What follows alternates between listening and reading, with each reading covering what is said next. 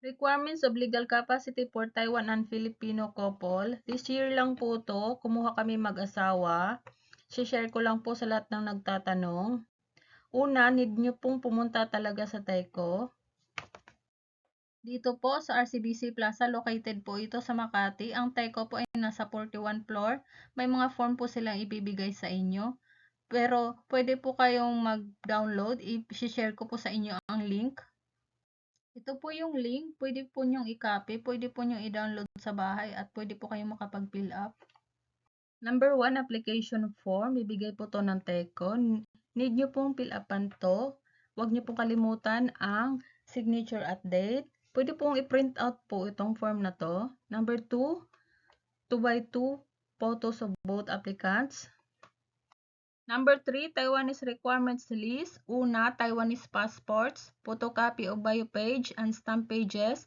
Lahat po ng pages na may stamp sa passport need po ng photocopy. Pangalawa, photocopy of Taiwanese national ID. Pangatlo, household registration, English and Chinese. Authenticated by Ministry of Foreign Affairs and notarized by the District Court in Taiwan. Pang-apat, proof of employment.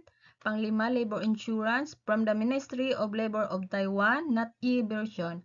Pang-anim, foreign exchange bank statement and other proof of asset if wala lang pong proof of employment na maipapakita.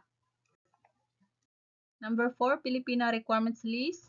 Una, Philippine passport, photocopy o bio page stamp page. Lahat po ng pages sa passport na may stamp need po ng photocopy. Pangalawa, if OFW po kayo, provide a copy of your ID card in Taiwan. Pangatlo, birth certificates, PSE copy and apostille. Pang-apat, Senomar, PSE copy and apostille. Panglima, marriage certificate, PSE copy and apostille if previously married. Pang-anim, spouse's death certificate if ex-spouse is deceased.